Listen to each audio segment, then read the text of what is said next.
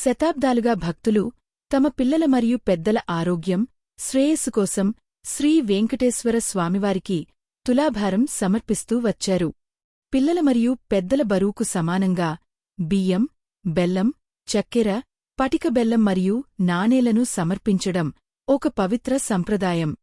గతంలో భక్తులు తులాభారం కోసం బియ్యం సంచులు, బెల్లం, చక్కెర, పటిక బెల్లం మరియు నాణేలను స్వయంగా తీసుకువచ్చి స్వామివారికి సమర్పించేవారు. ఇప్పుడు తులాభార విధానం మరింత సులభతరం అయింది.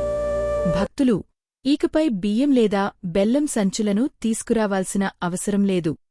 కొత్త విధానంలో భక్తుల బరువును కొలిచి వారు ఎంచుకున్న వస్తువు విలువ ప్రకారం నగదు మొత్తాన్ని నిర్ణయిస్తారు. తులాభారం చేయదలచిన భక్తులు బియ్యం, బెల్లం, చక్కెర, పటిక బెల్లం, రూపాయి, 5 రూపాయి కాయిన్, జీడిపప్పు మొదలగునవి సమర్పించవచ్చు.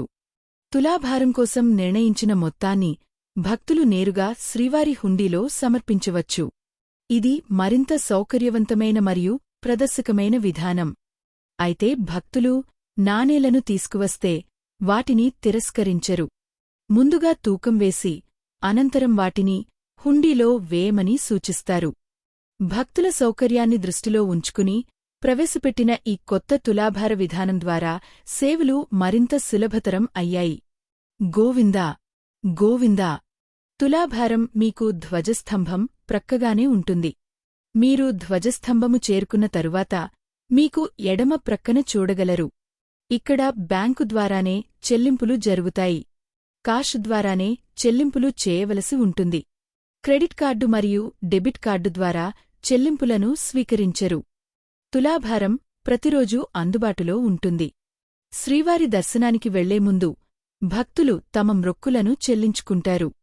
ఇది ఉదయము సుప్రభాత సేవ మొదలు రాత్రి ఏకాంత సేవ ముందు వరకు అందుబాటులో ఉంటుంది.